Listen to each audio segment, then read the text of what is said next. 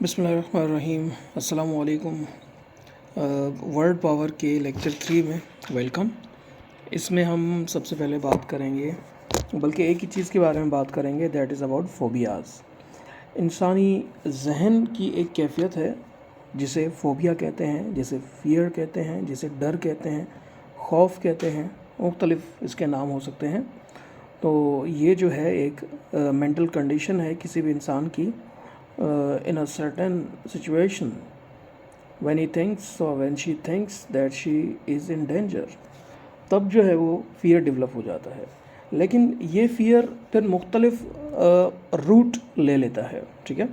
अब बहुत सारे ऐसे लोग हैं जिन्हें मौत का खौफ होता है, बहुत सारे ऐसे लोग हैं जिन्हें बंद जगहों का खौफ होता है, कुछ ऐसे लोग होते हैं जिन्हें जो है अपने किसी करीबी के वफ़ात पा जाने का एक ख़ौफ लगा रहता है।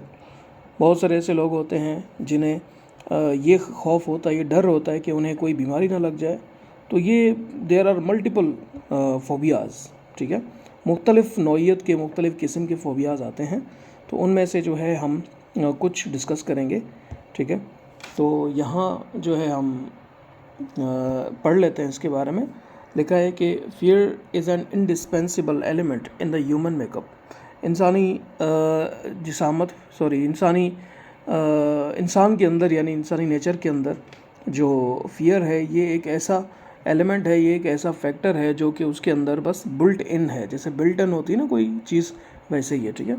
It paralyses the spring of action, it builds its on phantoms which are more fearsome than reality itself. ये बिल्कुल सही बात है कि खौफ जो होता है वो जो रियलिटी, फॉर एग्ज़ाम्पल अगर किसी इंसान को बीमार होने का खौफ है, तो ये जो खौफ है बीमार होने का, उसके असल बीमार होने से कई गुना ज़्यादा सीवियर होता है।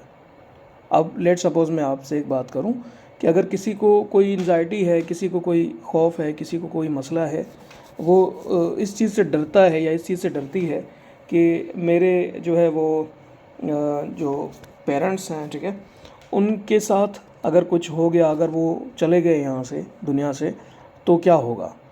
अब ये जो खौफ होता है ये इतना सीवियर होता है कि उनके रियलिटी में उनके वालिदैन के वफ़ात जाने पर इतना बड़ा मसला नहीं होता जितना उसकी जहनी कैफियत ने बनाया हुआ होता है। यानी इसकी एक और बेहतर मिसाल ये भी हो सकती है कि अगर कोई बंदा जो है वो ऐसी जगह जाने से डरता हो जो कि बंद है, ठीक है, एक क्लोज्ड स्पेस है, क्लोज्ड एक प्लेस है जहाँ जाने से वो डरता है, तो वो डर जो है असल में वहाँ उस जगह जाने से कई गुना ज़्यादा सीवियर जो है वो डर होगा। तो एक बार जब वो हिम्मत करके अंदर चला जाएगा तो उसका सारे का सारा खौफ ख़त्म हो जाएगा। तो इन तमाम जो है वो चीज़ों को हम किस तरह से लिखते हैं, किस तरह से इन्हें याद करते हैं, तो ये भी एक किस्म का सफिक्स है, यानी लाहका, अपना लाहका है, यस। तो लाहका का यहाँ मतलब क्या होगा कि ऐसा वर्ड जो कि किसी के एंड में इस्तेमाल हो रहा है, किसी एक और वर्ड के साथ मिलके ये दोनों कॉम्प्लेक्स वर्ड बना रहे हैं। तो देख लेते हैं आगे। जैसे यहाँ लिखा है कि what is the specific word for, ये आपसे पूछ रहा है कि क्या आप इस खौफ के बारे में जानते हैं। जैसे fear of closed spaces, fear of open spaces, fear of high places, fear of lightning, fear of darkness, fear of crowds, fear of water and fear of snacks. तो ये मुख्तलिफ हैं। तो सबसे पहले हम बात करेंगे एक्रोफोबिया के बारे में। एक्रोफोबिया एक किस्म का फ़ियर है जो कि हाइट्स या हाई प्लेसेस के बारे में है। बहुत सारे लोगों को, बल्कि मेजॉरिटी ऑफ ह्यूमन बींग्स में ये खौफ होता है, जब वो किसी ऊंचाई पर चढ़ते हैं तो उनके अंदर ये खौफ डेवलप हो जाता है। Agoraphobia is a kind of fear that is of open places, खुली जगहों और ज़्यादा वाइड प्लेसेस का जो खौफ होता है, इसे कहते हैं agoraphobia.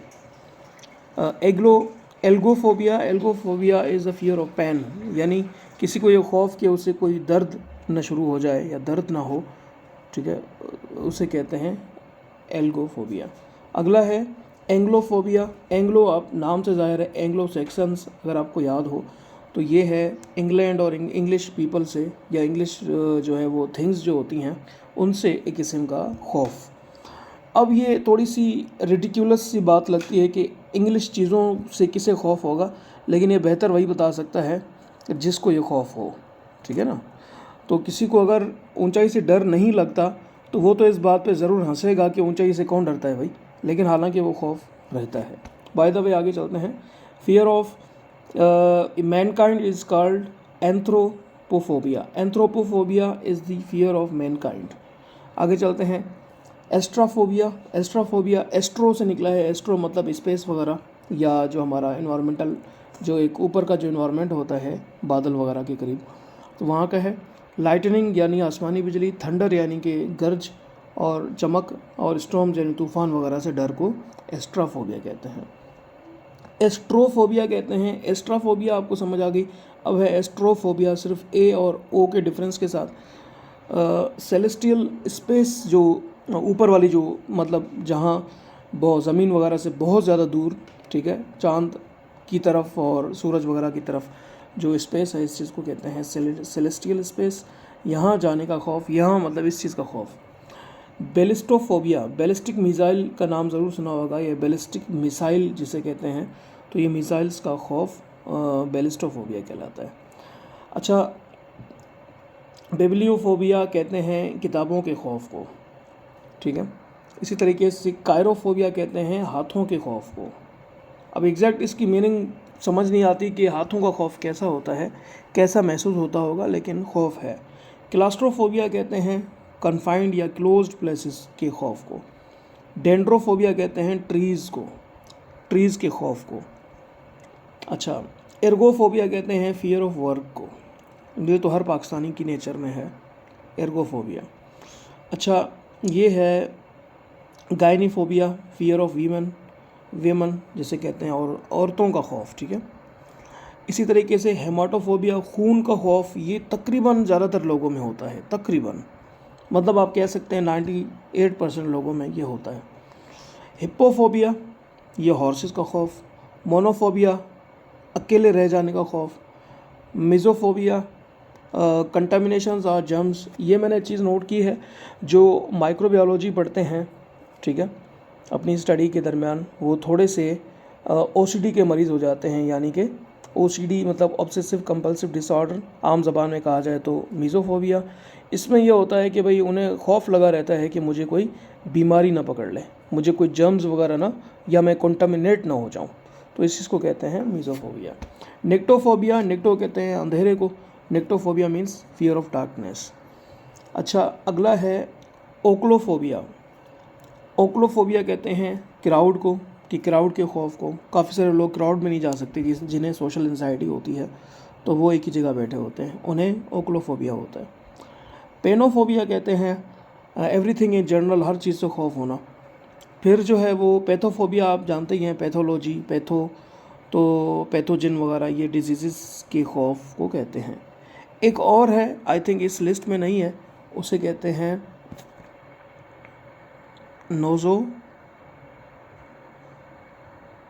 नोज़ोफोबिया। Nosophobia is the fear of getting sick, यानी ये खौफ कि मैं बीमार ना हो जाऊं, इस चीज़ को कहते हैं नोज़ोफोबिया, राइट। अगली चीज़ है pedophobia, fear of children. Photophobia, fear of night. इसके अलावा जो है वो पोडोफोबिया है, fear of feet. Pyrophobia, fear of fire. Citrophobia या sitophobia, fear of food. Syphilophobia is the fear of syphilis. इसी तरीके से trichophobia is the fear of hair, ठीक है। इसी तरीके से जो है ट्रिस्का डाइकाफोबिया जो है, ये नंबर 13 का खौफ जो होता है। अब आप परेशान होंगे कि ये नंबर 13 से कौन डरता है, तो ये नंबर 13 से कोई नहीं डरता, यहाँ नहीं डरता, लेकिन यूके वगैरह यूएसए में इस नंबर को मनुष्य समझा जाता है, इसीलिए ये इससे थोड़ा सा चिढ़ लगती है उनको। तो सवाल ये पैदा होता है कि जब आपने 10 लिखा, वहाँ यूएसए में 11 लिखा और फिर 12 लिखा, तो 13 कैसे लिखेंगे? उसका हल ये है, वो 12 को 12A और 13 को 12B कर देते हैं, फिर 14, फिर 15 वगैरह इस तरह चलते हैं। तो उनका ये तरीका होता है कि ये 13 को नहीं लिखते, क्योंकि ये इस लफ्ज़ को मनुष्य समझते हैं। Whatsoever may be the historical background और समथिंग, तो ये आपने खुद चेक करना है। जीनोफोबिया किसे कहते होंगे? तो जीनोफोबिया कहते हैं द फियर ऑफ फॉरेनर्स। कोई भी फॉरेनर से अगर डरता हो तो उसे जीनोफोबिया है। Last but not the least, zoophobia is the fear of animals या सम पार्टिकुलर एनिमल। तो इसके अलावा भी बहुत सारे फियर्स मौजूद हैं, लिस्टें मौजूद हैं बहुत सारी, ए से लेकर जेड तक। तो फ़िलहाल ये 32 I think these are more than enough, ये 32 भी काफ़ी हैं एक क्लियर अंडरस्टैंडिंग के लिए। ओके, इसकी एक्सरसाइज भी है। I will surely give the PDF of this book, तो आप जो है इसको देखकर कर सकते हैं। ठीक है, चलें थोड़ी सी प्रैक्टिस के लिए फिर कोई और वीडियो देख लेंगे, किसी और वीडियो में बात करेंगे।